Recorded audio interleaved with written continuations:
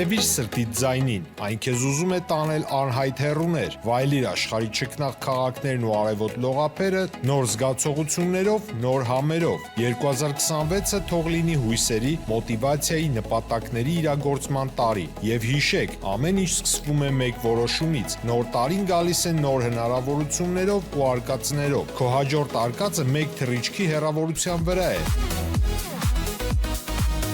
Travel with M 095 89 20 48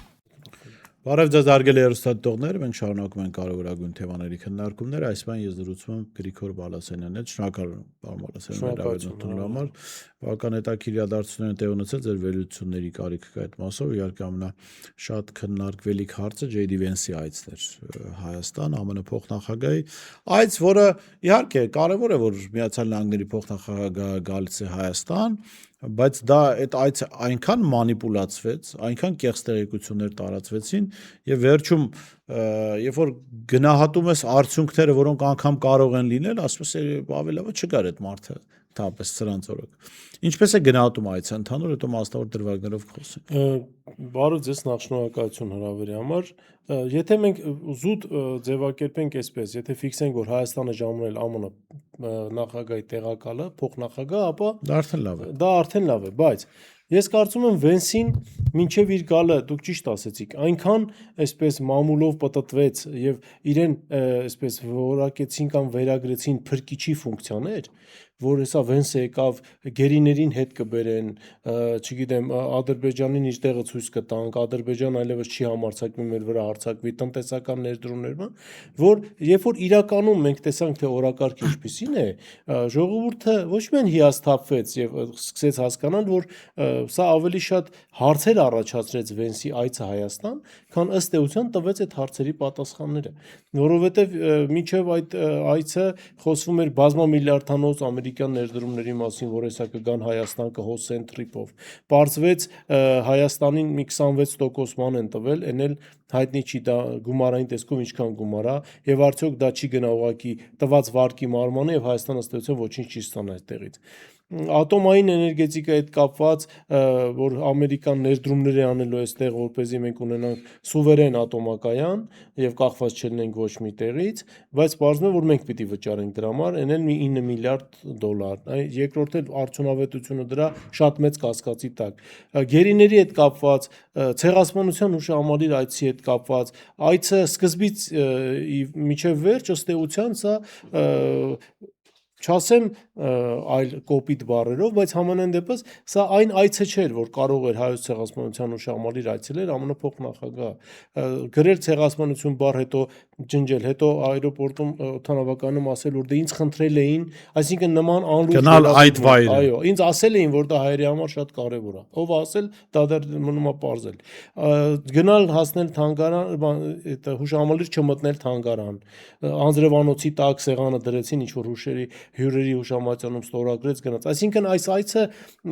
միգուցե պլանավորված էր, որ շատ լավ պիտի լինի, շատ լավ պիտի անցնի, բայց սկսած թարգմանչական այդ կոպիտ բացթողումներից, վերջացած արարողակարգային բացթողումներով ես կարծում եմ գլոբալ Վենսի բայց դա բացթողում էր, պարոն Բալասանյան, ձեր գնահատմամբ, թե դիտավորյալ մոլորեցնելու փորձ։ Ես դեռևս փորձում եմ ինձ համոզել, որ դա միգուցե եւ բացթողում էր, բայց նման պատահականություններ սովորաբար չի։ Որովհետեւ հա, հետո հերքեցին ըստ էության պաշտոնական մակարդակում Միացյալ Նահանգների վրա որևէ պարտավորություն չմնաց, բայց հանրության լայն մասաները, որոնց վստահաբար չի հասել, այո, բանը հերքումը սովորաբար տեղեկատվական բանի իմաստով էլ այդ տեխնոլոգիաների իմաստով էլ քաղտեխնոլոգիայի իմաստով առաջին տեղեկատվական ալիքը ավելի ազդեցիկ է, քան դրա հերքումը։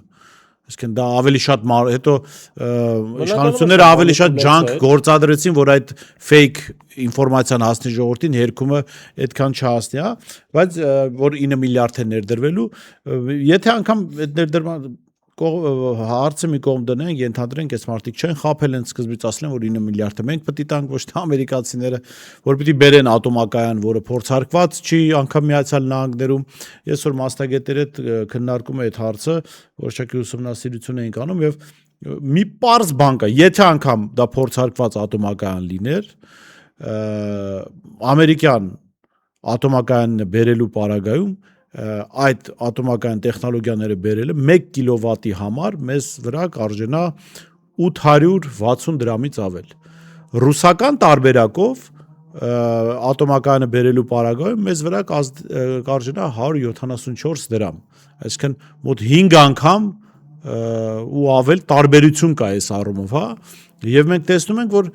բացատրություն չունի դա, լավ, ինչու չփորձարկված տեխնոլոգիան, եթե անգամ բերելու եք, ինչու եք 5 անգամ թանկը բերում, երբ որ կա ռուսականը 5 անգամ ավելի էժանը եւ փորձարկվածը։ Եվ նաեւ վառելիքի հարցը, բայց օգտագործած վառելիքի հետ տանելը Միացյալ Նահանգները չի տանելու։ Հետևաբար այդ թափոնները միջուկային որտեղ են թաղվելու Հայաստանում։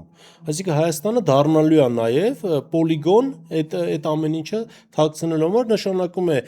օդը, հողը, ջուրը վարակվելու են, որը որ անկանխատեսելի հետևանքներ ունենալու։ Բացի այդ, ես տեսնում եմ բարձրաստիճան որոշ պաշտոնյաներ, այդ թվում նաև օրինակ ես չգիտեի, որ հանրային ծառայությունների կարգավորող հանձնաժողովի նախագահան ատոմականների մեծ մասնագետ է։ Օրինակ ինքը ասում է, որ կարող ենք դնել, չգիտեմ, բեռնատարի մեջ տանել Սյունիքում դնել, եթե մի պահ պետք է օրինակ ինքնաթիռով այստեղ այնտեղ տանեն, այսինքն դա շատ ներողություն մի արկղ մանդարին չէ, էլի վերցնես տանես ինչ որ միտը դնես, դա լրջություն է պահանջում, եւ որ ամենակարևորը ինչու եթե մենք կարող ենք փորձված ամբողջ աշխարհում ընդունելի տեխնոլոգիան 5 անգամ ավելի էժան կիրառել եւ չմտածել թափոնները դուրս տանելու մասին, չմտածել դրա վտանգավորության մասին, մենք վերցնում ենք մեր վրա պարտավորություն, որ անգամ Միացյալ Նահանգները իր վրա չի վերցրել իր երկրում, անգամ այդ մոդուլային ատոմականները այդքան մեծ տարածում չունեն։ Սա հարցերի հարցն է, որը որ մինչև հիմա չի ստացել որևէ տրամաբանված ոչ միայն մեծ տարածում չունեն, ընդհանրապես տարածում չունի, ես նայեցի ցանկով կա միայն մոդուլային ատոմական մի գործող, այն էլ ամերիկա-ճապոնական բան է, մի քանի ծրագրեր դեռ լիցենզավորման փուլում են, կա տարբերակ, որը ընդհանրապես դադարեցրել է իր գործունեությունը, որտեղ հաշվել են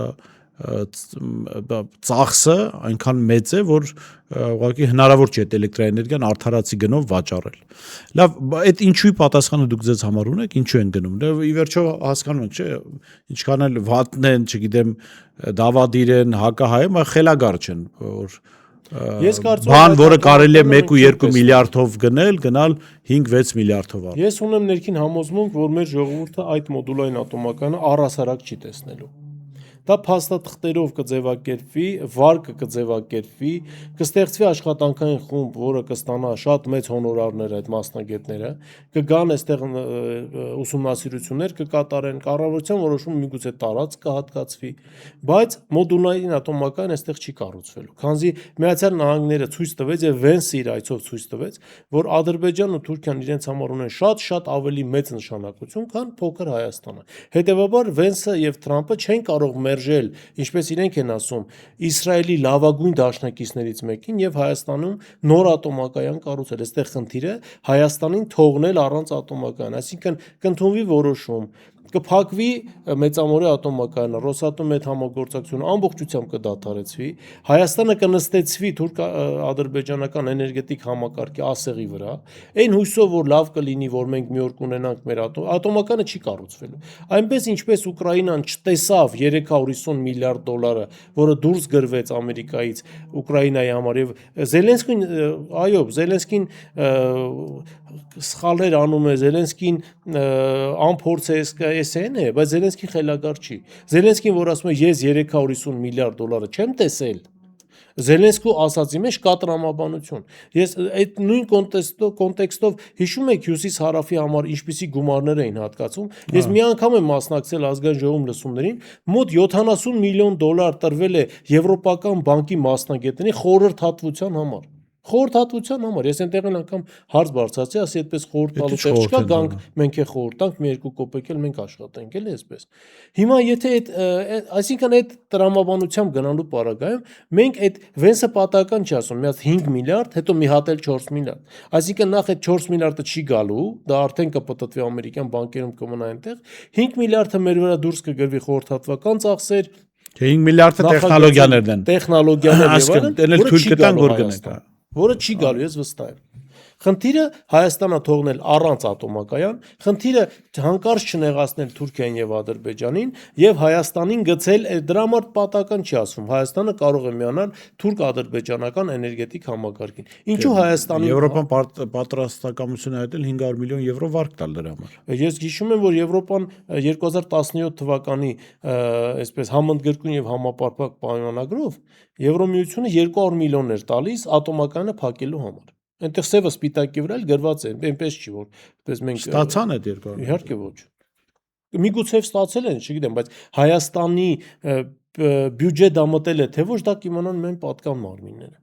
Բայց այն որ նման խոսակցություն եղել է, ընդամենը 200 միլիոնի համար համաձայնվել փակել ատոմակայանը, որը ոչ միայն էներգետիկ անվտանգություն է, այլ նաև ֆիզիկական անվտանգություն է ապահովում մեր ժողովրդի։ Թուրքիան այդքան խառնվել է իրար, ես մի անգամ չտեսա հայկական կողմից հոդաբաշ պատասխան Թուրքիային, որ եթե հայկական ատոմակայանը ձեր համար վտանգ է ներկայացնում, ապա դուք ինչու եք նույն տեխնոլոգիայով ակոյում կառուցում։ Իդեպ ես էի ուզում դա հիշեցնել, որ ռուսական տեխնոլոգիաներից վախեցող Թուրքիան հենց ռուսերին է խնդրել ատոմակայան կառուցել։ Ամերիկյան մոդուլային ատոմակայան չի բերում, որտեղ Թուրքիան փորձադաշտ չի համարում իր պետք։ Մերձավոր Արևելքում Միացյալ Նահանգների մերձավորագույն դաշնակից Եգիպտոսը 11 էներգաբլոկ կառուցելու համար Ռոսատոմի հետ է ստորագրել պայմանագիրը, ոչ թե ամերիկյան մոդուլը։ Լավ, այս ամեն ինչը մարկեր չի այդ որոշում կայացնողների կամ դա քննարկողների համար։ Լավ, ել ինչ պիտի լինի, որ այդ մարդիկ հասկանան, որ չի կարելի կրակետ խաղալ եւ չի կարելի ուղղակի Հայաստանը մտցնել մի փորձադաշտի մեջ կամ Հայաստանը դարձնել փորձադաշտ զուտ Վենսի եւ Թրամփի աշխարհակաղակական հաճույքների համար։ Սա անթույլատրելի է։ Վենսը այստեղ հայտարարեց, որ ինքը այս ընտրություններում աջակցում է Նիկոլ Փաշինյանին։ Սա նոր ընդունված կարգերի խախտում չէ, Վենսը ով է, որ որևէ մեկի, այսինքն գա այստեղ աջակցի որևէ տեխնացու, որովհետև ընտրություններում Նիկոլ Փաշինյանը վարչապետը չի եւ պետությունը չի ներկայացնում, ինքը ներկայացնում է քաղաքացիական պայմանագրին։ Այսինքն Միացյալ Նահանգները ըստ էության ընդունում է, ասում է, որ այս մարդը մեր գծի շարունակողն է կամ մեր գիծի իրականացնողն է։ Այո, ոչ միայն դա ընդունված չէ, այլև դա կոպտորեն միջամտությունը Հայաստանի ներքին գործերին, ինչպես արեց Հական Ֆիդանը, ինչպես արեց Կայա Կալասը, այնպես էլ արեց Վենսը։ Եվ ես հիշում եմ Վենսի գալուց առաջ, կարծեմ անդիմադիր падգամավորները նամակ էին գրել Վենսին, հորդորելով որևէ պարագայում չանել հայտարարություններ, որոնք կարող են որակվել Հայաստանի ներքին գործերին միջամտություն։ Այսինքն անդիմադիր падգամավորները կարծես ի սկզբանե կամ տեղյակ են եղել կամ դատելով իրավիճակից եկել են այն համոզման, որ Վենսը կարող է Հայաստանում նման հայտարարություններ անել։ Մինչդեռ սա Հայաստանի ներքին գործերին կոպտագույն միջամտություն է, բայց զարմանալիորեն սա ներկայացվեց, սա փորձեց ներկայացվել այլ կերպ, որ Վենսը ուղիղ նման բան չի ասել։ Հական Ֆիդանը ասեցին Հական Ֆիդանը անուն չի տվել։ Շատ ներողություն, անուն չի տվել, բայց բոլորն էլ հասկանում են ում մասին է խոսքը։ Հական Ֆիդանը շատ անուն տվել է, ասել է Նիկոլ Փաշինյանն իրականացնում է քաղաքականություն, որին մենք աջակցում ենք։ Նույն ասեց Հական Ֆիդան, Վենսը ասեց, այս մարդը դեռ գործ ունի, հիմա մի քիչ խառնա, որ մենք որպեսզի առաջ գնանք, մենք աջակցենք իրեն, որպեսզի հետո մեր ծրագրերը էլ ինչ դեպ ասի։ Այսինքն այնի ինչ պիտի ասեր ես մենք պիտի գանք այսինչ ընտրական տեղամասում էլ իր համար քարոզանենք, որ բոլորը հասկանային, որ սա Հայաստանի ներքին գործերի միջամտություն է։ Պարոն Բալասյան, երբ օգոստոսի 8-ին ստեղ ստորագրվեց այդ փաստաթուղթը կամ հայտարարությունը, այնտեղ կար այսպիսի կետ եւ այդ կետի իշխանությունները շատ են շահարկում Ադրբեջանի Արցախի օկուպացված տարածքներով Սյունիքով Նախիջևան միանալու այդ ճանապարհի մասը, որը տրիպ դարձավ, առանձնացված էր իր բանով եւ դա նշված էր հետո, որ մյուս ճանապարհները փոխադարձելիության սկզբունքով պիտի գործեն։ Եվ այս փոխադարձելիության սկզբունքը շատ չարչերկվեց, օգտագործվեց իշխանությունների կողմից, ասում ահա դուք ասում եք, որ մենք միջանցք ենք տալու, տեսակ, որ փոխադարձելիության սկզբունք կա, եւ բոլոր այն փորձագետները, քաղաքական գործիչները, որոնք ասում են, լավ, եթե որևէ տարբերություն չկա, ինչու է այդ տրիպը առանձնացվել։ Թող նորմալ ճանապարհ լիներ, ոնց որ Ադրբեջանում է լինելու, հա։ Եվ իրենք շարունակում են այդ քարոզչական թեզերը, բայց օրս Նիկոլ Փաշինյանի հարցազրույցում շատ պարզ բացվեց այդ դրվագը, ասելով, որ սա միջանցք է եւ փոխադարձելիություն չի լինելու։ Ասել Նիկոլ Փաշինյանը դա հիմնավորեց հետեւյալ, որ տրիպը ներդրումային ծրագիր է որը չկա Ադրբեջանում, կա Հայաստանում։ Ինքը դրա համար չի կարող ասել Ադրբեջանում ինչ կարգ կլինի անցումները սահմանի ճանապարհներ օգտագործելու կարգ։ Ահա, եւ երկրորդը ինչ ասեց։ Ալիևը մի պահանջ էր դրել, չէ՞, հենց սկզբից, որ ադրբեջանցիները պիտի հայերի հետ չառնչվեն։ Հայ սահմանապահին Այն ժամանակ սկզբում ժողովրդին էլի թմբիրի մեջ պայլոմար բերեցին back office, front office հասկացությունները, դե մասի ֆիրմա անուններ են, ժողովուրդը չի հասկանա ինչի մասին է խոսքը։ Հետո Նիկոլ Փաշինյանը դա էլ բացեց եւ Ալիևի այդ պահանջն էլ ակատարում, ասում է դե մենք մտածում ենք, որ front office-ում ընդհանրապես պետք է կողմարդ չլինի, արհեստական բանականություն լինի։ Այսինքն եկանք նրան, որ Ալիևի պահանջը կատարվեց, եկանք նրան, որ այո, տրիպը միջանցք է։ Խնդրեմ, ձեր գնահատականները։ Անկեղծ ասած այդ հարցը հենց օգոստոսի 8-ից ի վեր նաև իմ ուշադրության եւ հետազոտության կենտրոնում է եղել, որպեսզի հասկանանք, թե եթե գործ ունենք ճանապարհների ապաշրջափակման հետ, ապա բոլոր ճանապարհները պիտի ապաշրջափակվեն մեկ եւ երկրորդը ոչ մի ճանապարհ հատուկ անուն չպիտի ունենա տրամաբանությամբ։ Բայց պարզվում է, որ այդ ճանապարհներից մեկը պիտի ունենա հատուկ անուն։ Դա պիտի լինի առանձին տրանսպորտային հանգույց եւ ներդրումային ծրագիր։ Ամերիկացիները ցանկանում են ներդրում անել, լավ են անում, թող գան ներդրում անեն։ Բայց ինչու ենք մենք այդ ճանապարհին այդպես առանձնահատուկ ուշադրություն դարձնում։ Օրինակ, ինչու Իջևան-Ղազախ ճանապարհին ուրիշ անուն չենք տալիս, կամ ասենք Գորիս, չգիտեմ, Զանգելան ճանապարհին ուրիշ անուն։ Այն ինչու ենք հենց միայն այդ Զանգեզուրի այդ Նախիջևանի հատվածից ընդ որում իրանական սահմանին մոտով անցնող ճանապարհին հատուկ անուն տալիս։ Նշանակում է այդ ճանապարհի հետ կապված Միացյալ Նահանգները ունի իր պլանները, որը ըստ էության բավարարում է Ադրբեջանին, բայց որևէ կապ չունի Հայաստանի հետ։ Ես միշտ այդ հարցը տվել եմ, լավ, Հայաստանի օգուտը այստեղ ո՞րն է։ Եթե մենք ճանապարհ ենք տալիս, այդ 20 որ 99 տարով մենք կլինենք ուրեմն։ Մենք ավելի շատ ենք։ Եթե Միացյալ Նահանգները 99 տարով մեր հետ թուղթ է ստորագրում, ծրագիր է ներդրումային իրականացնում, դա նշանակում է, որ 99 տարի մեր պետությունը լինել։ Այսինքն մենք որպես պետություն ոչ մի բան ենք, Տրամպը թուղթ է տվել, որ մենք 99 տարի կլինենք։ Այո։ Բայց այստեղ նաև վիճելի է շատ, իսկ 99 տարուց Միացյալ Նահանգներ որպես այդպեսին կլինի, թե չի լինի։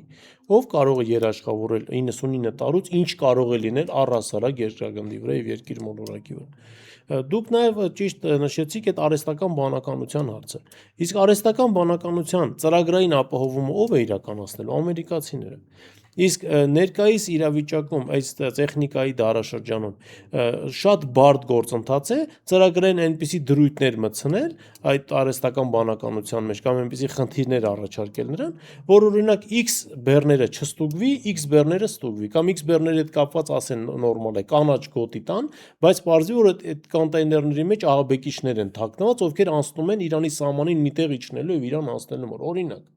Այսինքն ինչ է նշանակում, բա սուվերենություն ուր մնաց։ Բա մենք 2018 թվականից մենք լսում ենք, որ մենք միջև այդ ոչ սուվերեն ենք եղել եւ հիմա սուվերենության համար պայքար ենք մղում։ Հիմա Նիկոլ Փաշինյանը սուվերենության նոր ձևակերպում է գտել, դա Ադրբեջանի ենթակայության տակ գտնվելն է։ Հա, դա ուրիշ հարց է, դա միգուցե իրենց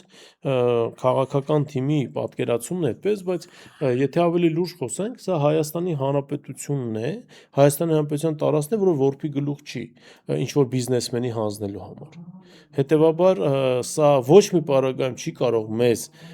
բավարարել, այս ճանապարհը չպիտի աշխատի միայն նրա համար, որ սա ուղիղ կերպով չի բավարարում Հայաստանի Հանրապետության շահին, սա ոչ միայն չի համապատասխանում, այլև հակառակ այսպես ընթացքով է ընթանում դեպի Հայաստանի Հանրապետության շահը։ Հետևաբար այս ճանապարհը որպես այդպեսին չպիտի լինի։ Եվ ես ունեմ ներքին այսպես զգացողություն, որ այս ճանապարհը չի լինելու, քանզի ըստ շրջանառվող լուրերի համաձայն նոր տրանսպորտային միջանցքի հիմքերն են դրվում, որոնք անակնկալ են լինելու բոլորի համար եւ այդ տարածաշրջանի այն պետությունները, որոնք դուրս են մնում թրիփից, ըստ էության միավորում են իրենց ուժերը նոր տրանսպորտային ենթակառուցվածքներ ստեղծելու եւ դրանով Տրամպին եւ թրիփին ըստ էության փաստի առաջ կանգնեցնելու համար։ Հիմա տեսնենք, եթե այդ ծրագիրը իրականացավ, որտեվ իմ տվյալներով այսօր բավականին ակտիվ քննարկումներ է գնում Մոսկվայի եւ Թբիլիսիի միջև աբխազական երկաթգիծը շահագործելու եւ այդ բանակցությունները շատ արագ են սկսվել եւ շատ արագ են գնում, քանզի եւ Վրաստանին ձեռնտու չի Տրիպը, քանզի Վրաստանը դուրս է մնում այդ տրանզիտային հոսքերից, ինչը կազմում է նրա բյուջեի զգալի մասը, Ռուսաստանը բնականաբար դուրս է մնում եւ սա բնականաբար նաեւ ձեռնտու չէ Իրանին, հետեւաբար այս երեք երկրները, որոնք միգուցե տարբեր շահեր ունեին տարածաշրջանում, ամեն մեկը իր մասով, այստեղ կարող են միավորվել։ Բացի այդ, էներգետիկայի հետ կապված կա Հայաստան, Վրաստան, Իրան, Ռուսաստան էներգետիկ համակարգ, որը որ բոլոր 4 պետություններին էլ բավարարում էր եւ ըստ սեզոնայնության մենք էինք օգնում Իրանին, Իրանն էր օգնում մեզ, Հայաստան գազատարնել էր հենց դրա համար այդ գազից ստացվող հոսանքը մեկը երկուսի հարաբերակցությամբ մենք տալիս էինք Իրանին եւ նաեւ մենք էինք օգտվում։ Հիմա եթե Հայաստանին տանում են դեպի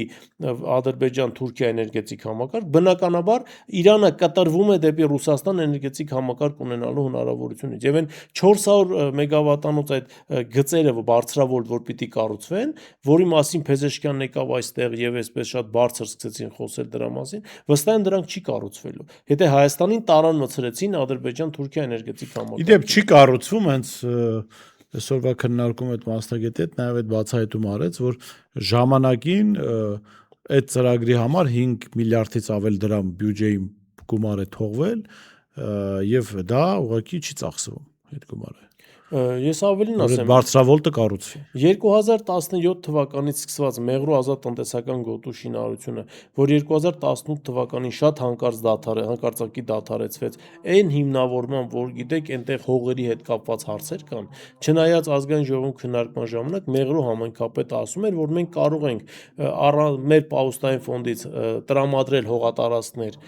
որպեսզի ճանապարհը կառուցվի եւ ազատ տնտեսական գոտին կառուցվի, հետո դատական հայց երբ որ դատարանը կորոշի, հետո փոխանակում կանենք, այսինքն այդտեղ խնդիր չկա։ Բայց ես վստահ եմ, Մեղրու ազատ տնտեսական գոտին եթե կառուցվեր,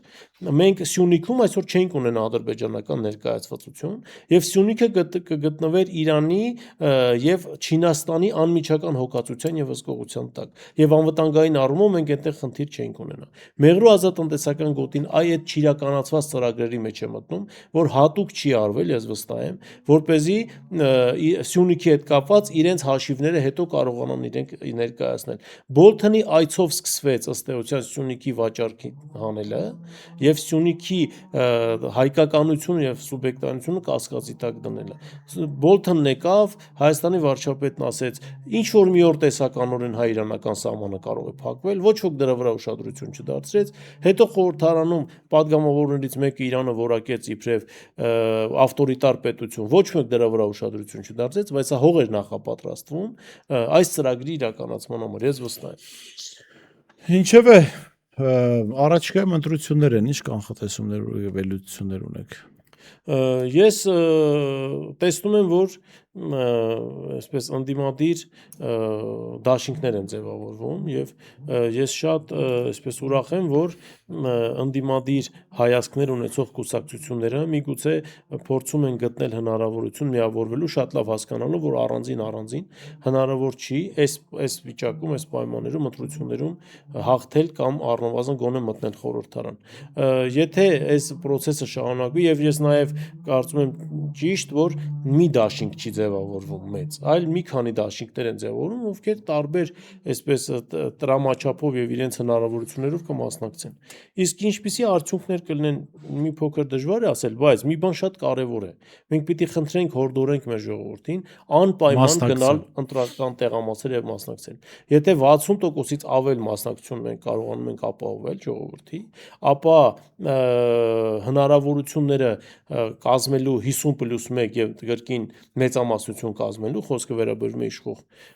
կուսակցության, ապա շանսերը կտրուկ նվազում են։ Եթե մեր ժողովուրդը չգնաց ընտրությունների եւ ուղղակի չմասնակցեց ընտրություններին, սա կանաչ լույս է վառելու, որպեսզի 20% ուրեմն ձայնով կրկին 50+1% հավաքեն։ Շնորհակալ եմ, պարոն Բալասանյան, հետաքրքիր զրույցի համար։ Ես հիշեցնում զրուցում եի Գրիգոր Բալասանյանի հետ, տեսություն կհանդիպենք։